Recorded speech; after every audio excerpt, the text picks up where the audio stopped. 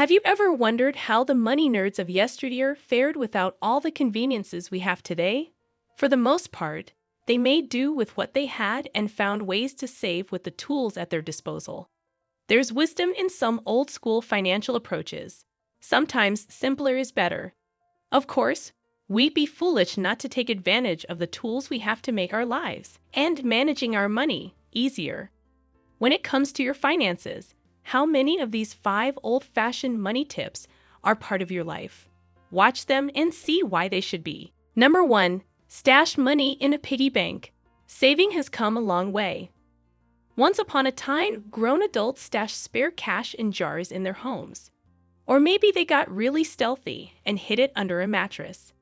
Hey, they were trying to save, and I salute them. The only surefire way to build wealth is to consistently spend less than you earn and save the difference.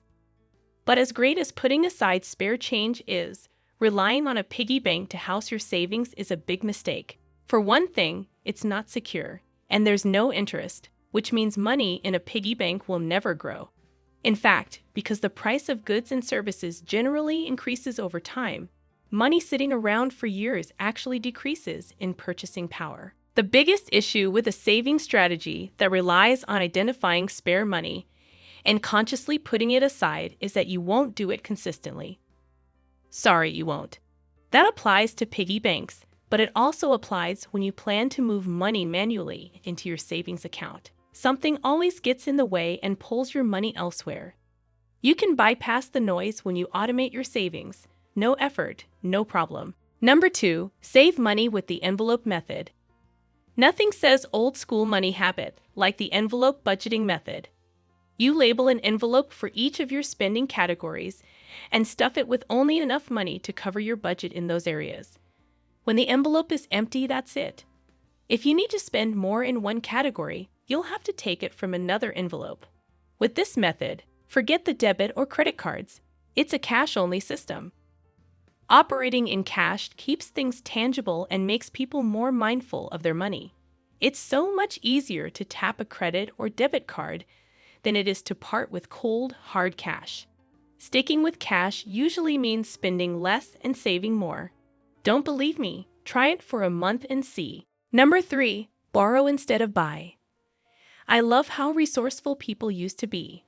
Our grandparents didn't pop online and buy everything they needed as soon as they needed it.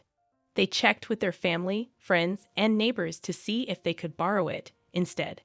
If you want to spend less, try embracing this mindset. Why buy when you can borrow, either for free or for a fraction of the cost? This especially applies to one-time projects or things you're trying out for the first time. Don't buy a table saw because you have one woodworking task on your to-do list. Borrow one and save your money. Number 4, grow your social media network for maximum reach. Our grandparents were limited to hitting up their immediate social circles, but we have social media circles on our side. Tap into your friends and followers on social media and join local Facebook groups for borrowing, lending, and renting. Maybe you want to build some bookshelves but don't have any tools. Put out a call on Facebook saying you would like to borrow or rent a hammer, drill, and saw. You can reach hundreds of people with a single post and get what you need for free or at a steep discount. Number 5, when you make purchases, buy for the long term. If you have to make a purchase, buy quality. Back in the day, products were built to last. Similar quality still exists, but it's hiding amidst a heap of dirt-cheap junk. Learn to tell the difference, and don't get sucked in by too good to be true pricing. Hint, if it seems unbelievably cheap, there's probably a good reason. You're not saving any money if you purchase an inferior pair of shoes only to have to replace them in a month. There are times when cheap buys make sense, but when it comes to clothes, shoes, and appliances, look for quality items that will deliver lifetime value, not short-term savings. Number 6, choose sites with high-quality review systems and do your research. Shop on reputable sites with lots of reviews from verified buyers and actually read those reviews. Before you spend money on a high-quality product, spend a little time researching your purchase.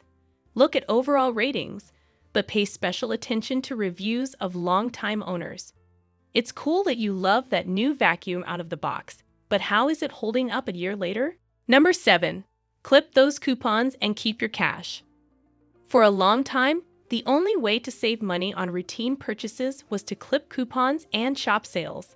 Don't get it twisted. There's nothing wrong with a good coupon.